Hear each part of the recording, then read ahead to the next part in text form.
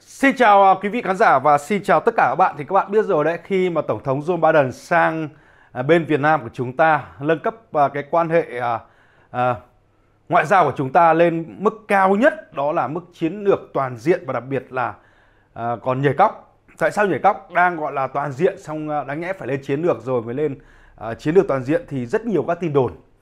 Rất nhiều các tin đồn và đặc biệt ở vỉa hè quý vị ạ. Họ luôn luôn nói về vấn đề là mua vũ khí của gọi là Hoa Kỳ. Kể cả trên không gian mạng mình thì cũng hay theo dõi một vài kênh. Thì họ thấy họ rằng là Việt Nam sẽ mua gọi là một phi đội hay là một ABC ở đó gọi là F-16 của Hoa Kỳ. Nhưng đối với Dương thì Dương biết rằng là những cái tiêu đề đó thì đối với Dương nó chỉ là bình thường. Nó không phải là một cái gì đó nó quá là ghê gớm, mà kể cả mua hay không mua thì nó không là vấn đề. Thì hôm nay thì Dương có một cái bài báo, có một bài viết của một tác giả tên là Nguyễn Huy Viện trên Vietnamnet. Dương sẽ cùng với anh em chúng ta theo dõi và nghiên cứu cái bài viết khi Việt Mỹ lên nấc thang cao nhất, thưa quý vị. Đại khái là như sau, thưa quý vị. Thì cái việc mà nâng cấp cái quan hệ Việt Nam và Hoa Kỳ ấy, lên cái đối tác chiến lược toàn diện ấy, thì nhiều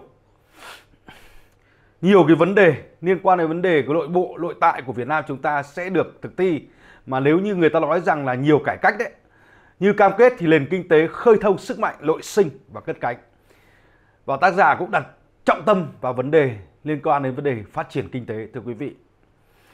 Trong các cuộc làm việc trong chuyến thăm tới Mỹ đang diễn ra thì Thủ tướng Phạm Minh Chính đã diễn ra rồi, thưa quý vị. Và hiện tại bây giờ Thủ tướng Phạm Minh Chính của chúng ta cũng có thể đã về Việt Nam, hoặc cũng có thể là đang trên đường về Việt Nam, hoặc cũng có thể đang ở Brazil. Thì cái việc này thì chúng ta hãy theo dõi các tin chính thống. Thì thưa các bạn, thì Thủ tướng Phạm Minh Chính trong cái thời gian mà ông viếng thăm, mà ông đang làm việc tại Hoa Kỳ, thì các bạn biết rằng nó là một trong những cái chuyến công tác có thể nói là con thoi kinh khủng luôn. Từ bờ Tây sang bờ Đông, từ Bắc xuống Nam, thưa quý vị, làm việc hết với các tập đoàn lớn liên quan đến vấn đề công nghệ của Hoa Kỳ, liên quan đến vấn đề chip và bán dẫn của Hoa Kỳ, và đặc biệt nữa, thưa các bạn, nói chuyện ở các trường đại học nổi tiếng của Hoa Kỳ, thưa quý vị. Gặp gỡ bà con Việt kiều của chúng ta tại Hoa Kỳ. Không những thế thì thưa quý vị, cái chuyến đi này thì có cái mục đích chính, có nghĩa là dự cái hội nghị thường niên của gọi là Liên Hợp Quốc, và Thủ tướng Phạm Minh Chính chúng ta cũng có bài phát biểu ở đó. Và đặc biệt nữa là Tổng thống Joseph Biden thì cũng đã có một bài phát biểu rất tuyệt vời ở đó liên quan đến vấn đề mối quan hệ Việt Nam với Hoa Kỳ. Và thật là dí dỏm, cả thế giới đã biết đến Việt Nam của chúng ta. Thì trong cái chuyến thăm đó thì Thủ tướng Phạm Minh Chính luôn bày tỏ cái vui mừng khi Việt Nam và Mỹ xác lập quan hệ đối tác chiến lược toàn diện vì hòa bình, hợp tác và phát triển bền vững, tạo xung lực mới và khuôn khổ hợp tác lâu dài cho quan hệ hai nước, mở ra giai đoạn mới cho hợp tác kinh tế, thương mại và đầu tư. Đấy là những lời văn, những lời viết của tác giả thật sự mạnh mẽ và đầy tự tin, thưa quý vị. Còn Tổng thống Mỹ Joe Biden đã nêu đậm quan hệ Việt Nam Mỹ một lần nữa tại phiên thảo luận, thưa quý vị, cấp cao Đại hội đồng Liên Hợp Quốc với chủ đề xây dựng lại lòng tin và thúc đẩy đoàn kết toàn cầu, tăng cường hành động và chương trình nghị sự năm 2030 và các mục tiêu phát triển bền vững hướng tới hòa bình, thịnh vượng, tiến bộ và bền vững cho tất cả mọi người, hôm 19 tháng 9, tức chỉ hơn một tuần sau khi ông đến thăm Việt Nam. Và Tổng thống Joe Biden nhấn mạnh không ai có thể tưởng tượng có một ngày Tổng thống Mỹ đứng cạnh lãnh đạo Việt Nam ở Hà Nội và tuyên bố cam kết thúc đẩy quan hệ hợp tác ở mức cao nhất. Điều này là một minh chứng cho việc các nước có thể vượt qua quá khứ, từ đối thủ trở thành đối tác để cùng giải quyết các thách thức và hàn gắn vết thương. Đấy, quý vị thấy không? Một trong những có nghĩa là bài phát biểu mà Dương có thể nói rằng là quá tuyệt vời. Và đúng rằng quan hệ Việt Nam với Hoa Kỳ thì sau 50 năm, gần 50 năm mà kết thúc chiến tranh, thì quý vị biết rằng còn bao nhiêu những cái vấn đề cần giải quyết. Trong đó cái việc lớn nhất là tìm kiếm người Mỹ mất tích tại Việt Nam, cũng như đối với Việt Nam giải quyết các vấn đề liên quan đến hậu quả chiến tranh.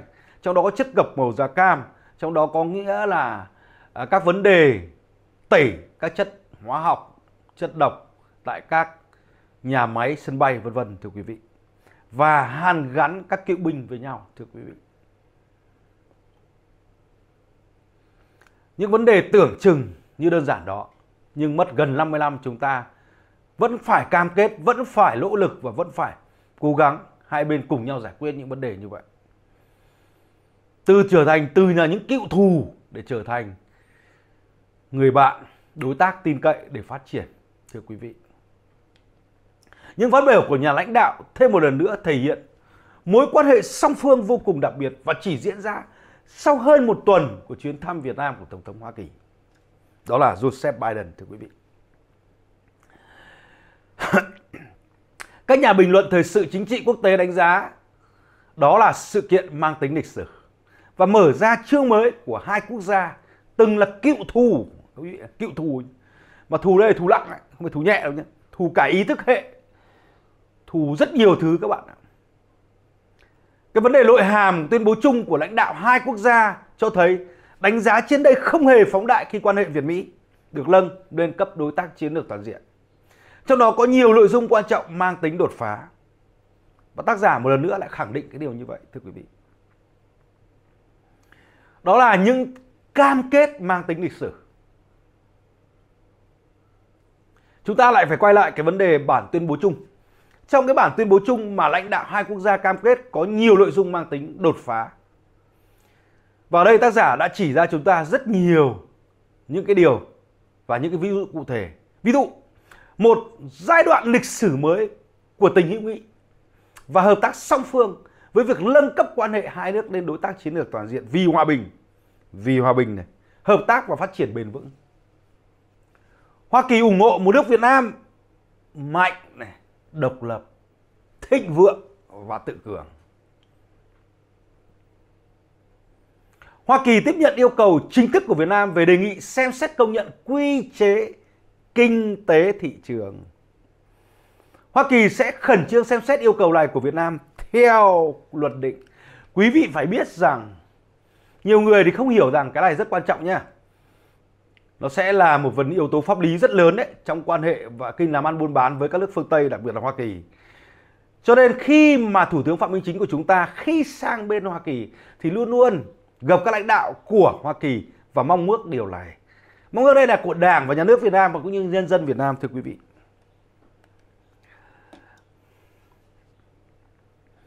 Hoa Kỳ cam kết tăng cường hỗ trợ Việt Nam về sản xuất, phát triển hạ tầng vật chất và hạ tầng số chất lượng cao, chuyển đổi năng lượng công bằng, nông nghiệp bền vững và thông minh. Đấy, quý vị thấy không? Tuyệt vời. Việt Nam và Hoa Kỳ quyết định đẩy mạnh hợp tác về khoa học công nghệ và đổi mới sáng tạo trong lĩnh vực số, coi đây là đột phá mới của quan hệ đối tác chiến lược toàn diện. Hoa Kỳ khẳng định cam kết tăng cường hỗ trợ Việt Nam đào tạo và phát triển nhân lực, lao động, công nghệ cao, ủng hộ sự phát triển nhanh chóng của hệ sinh thái bán dẫn tại Việt Nam và hai bên sẽ tích cực phối hợp nhằm nâng cao vị trí của Việt Nam trong chuỗi cung bán dẫn toàn cầu. Đấy, quý vị thấy không? Mà quý vị biết rằng là trong cái thời buổi hiện đại này thì vấn đề về điện tử, vấn đề về bán dẫn, vấn đề về chip là một trong những vấn đề nan giải nhất và có thể nói là cái tính quyết định của cuộc chơi của bất kỳ một nước nào trên cái thế giới này trong tương lai. Công nghệ 4.0 mà thưa quý vị. Và tất cả các mặt hàng liên quan đến công nghệ cao thì đều phải cần những thứ đó. Và những thứ thiết yếu chứ không phải là bình thường. Như vấn đề bảo vệ an ninh tổ quốc, vũ khí thì bây giờ rất quan trọng như đó. Vì toàn dẫn đường từ xa, toàn điều khiển điện tử mà thưa quý vị. Và khi mà đại dịch Covid mà đến với thế giới thì quý vị thấy rằng đấy, thế giới thiếu chip trầm trọng và dẫn đến những cái đơn hàng năm không giao được, trong đó những cái thứ bình thường các bạn thấy thôi. Dương không cần nói cái gì nhiều, đó là cái ô tô thôi thưa quý vị. Bây giờ trong bất kỳ một sản phẩm nào liên quan đời sống của chúng ta, trừ những cái truyền thống đó, thì liên quan đến chip và bán dẫn cả thưa quý vị. Cho nên đây là một trong những cái nền công nghiệp tiền tỷ cho nước nào biết nắm bắt trong đó có Việt Nam của chúng ta, thưa quý vị. Và Mỹ đã trao cơ hội cho Việt Nam của chúng ta hãy làm đấy. Tăng cường hợp tác nhằm thúc đẩy thương mại quốc phòng, công nghiệp quốc phòng phù hợp điều kiện mỗi bên, thưa quý vị. Thông qua các chế hợp tác, hai bên sẽ đi đến thống nhất. Hoa Kỳ cam kết tiếp tục hỗ trợ Việt Nam nâng cao năng lực tự cường về quốc phòng, phù hợp với nhu cầu của Việt Nam về các cơ chế đã thiết lập. Đấy các bạn nhớ, tự cường, úi giời ơi, nghe mà đã thích rồi, thưa quý vị. Khẳng định tầm quan trọng của việc thúc đẩy và bảo vệ quyền con người, phù hợp với hiến pháp của mỗi nước và các cam kết với quốc tế. Chương mới trong quan hệ giữa hai nước sẽ đưa quan hệ đối tác Việt Nam-Hoa Kỳ lên tầm cao mới. Cùng nhau thực hiện hóa nguyện vọng của người dân về một tương lai tươi sáng và năng động, góp phần duy trì hòa bình ổn định khu vực, hợp tác và phát triển ở khu vực quan trọng này cũng như trên toàn thế giới. Đấy. Mà quý vị phải biết rằng là trong vấn đề an toàn, trong vấn đề hòa bình, trong vấn đề ổn định, an ninh cũng như là của khu vực châu Á Thái Bình Dương, khu vực châu Á Đông Nam Thái Bình Dương và đặc biệt là toàn cầu, thì Việt Nam có một vị thế địa chiến lược cực kỳ quan trọng. Quý vị phải nhớ một điều như vậy.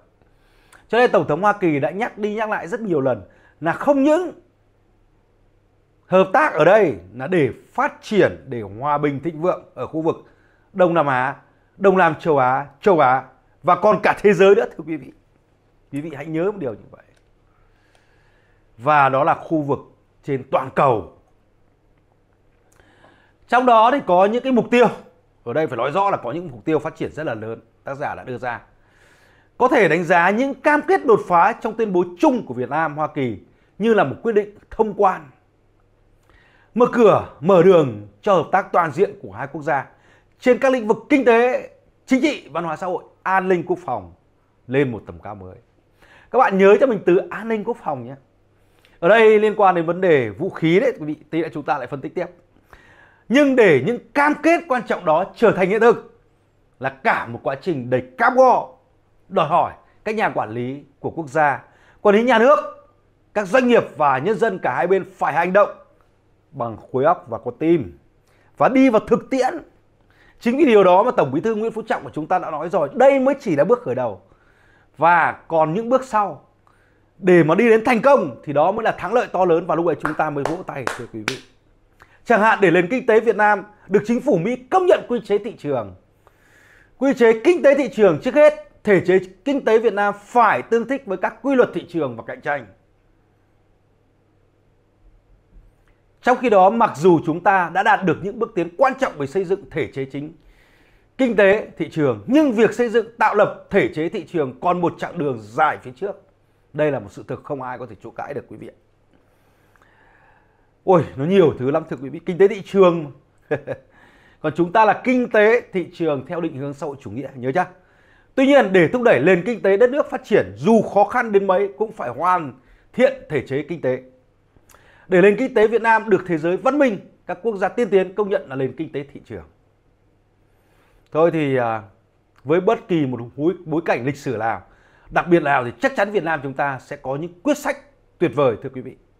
Đạt được mục tiêu đó vừa gỡ được các nút thắt về thể chế, mở đường cho doanh nghiệp phát triển, vừa tạo cơ sở cho hàng hóa xuất khẩu được đối xử công bằng, tạo điều kiện cho hàng hóa Việt Nam thâm nhập và mở rộng thị trường tốt hơn, hoạt động sản xuất kinh doanh của doanh nghiệp ổn định hơn và thuận lợi, nhằm thu hút được nguồn vốn đầu tư mạnh mẽ hơn.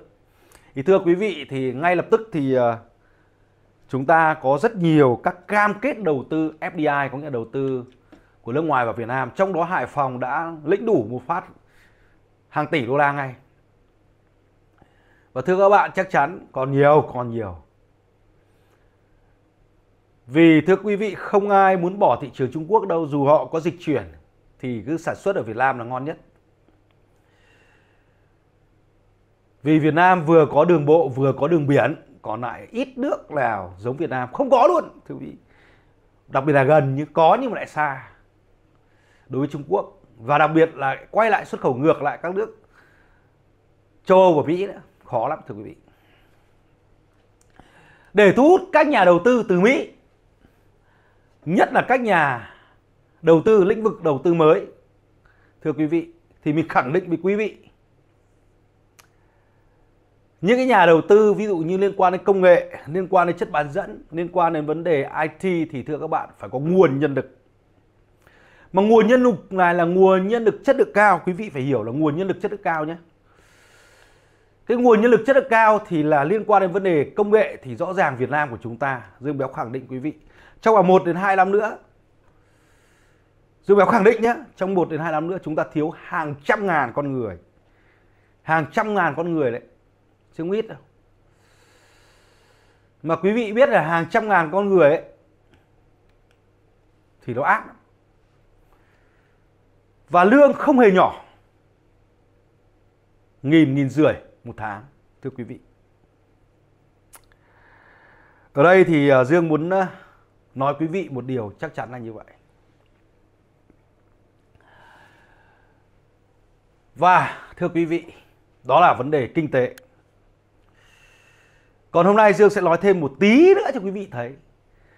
Còn vấn đề về vũ khí, thưa quý vị, khi mà chúng ta muốn hợp tác về vũ khí hay là mua vũ khí của Hoa Kỳ thì thứ nhất chúng ta phải có các chuyên gia liên quan đến vũ khí của Hoa Kỳ. Ở đây kể cả cái thói quen sử dụng của binh lính Việt Nam với vũ khí của Hoa Kỳ. Và đặc biệt nữa phải có các nhà máy hỗ trợ, phụ trợ cho vũ khí của Hoa Kỳ. Và đặc biệt nữa là bảo hành bảo dưỡng của vũ khí Hoa Kỳ. Giá thành nữa. Tóm lại thì riêng với vũ khí, Dương Béo khẳng định không phải là ngày hôm nay. Và sẽ phải là từng bước từ từ, chuyển giao từ từ. Và Dương Béo khẳng định trong lần nâng cấp quan hệ ngoại giao lần này thì đối với quốc phòng, đặc biệt vũ khí thì chắc chắn còn lâu. Còn Việt Nam của chúng ta có thể trải nghiệm. Còn phi đội F-16 vân vân đối với Dương Béo nghĩ rằng không bao giờ có. Có thể mua về tập luyện hay là sử dụng vui chẳng hạn, có ok. Tập luyện, nghiên cứu. Đấy. Còn lại đối với vũ khí Nga thì vẫn là vũ khí truyền thống, giá thành ổn định. Và quân nhân cũng như các nhà máy của chúng ta quen với vũ khí đó rồi để mà bảo dưỡng duy tu. Cũng như những người sử dụng thì quen rồi. Giá thành rẻ, dễ thay thế. Và có thể có những vũ khí chúng ta có thể tự sản xuất được những cái phần thay thế vân vân vân, thưa quý vị. Nhưng mà hy vọng rằng trong tương lai gần chúng ta sẽ tiếp cận với nguồn vũ khí Mỹ vừa hiện đại nhưng mà vừa đắt vừa sang. Cái ấy quan trọng nhất phải tiền. Và Việt Nam chúng ta nếu mà phát triển kinh tế hùng cường, phát triển kinh tế vượt bậc, chúng ta giàu có thì khẳng định chắc chắn là những vũ khí của Hoa Kỳ sẽ đầy ắp các kho vũ khí của Việt Nam của chúng ta. Lúc ấy chúng ta tha hồ có đồ chơi, tha hồ mua nhiều loại vũ khí để mà bảo vệ an ninh Tổ quốc. Xin chào và lại quý vị trong những bản nói chuyện tiếp theo. Bye bye và hẹn gặp lại.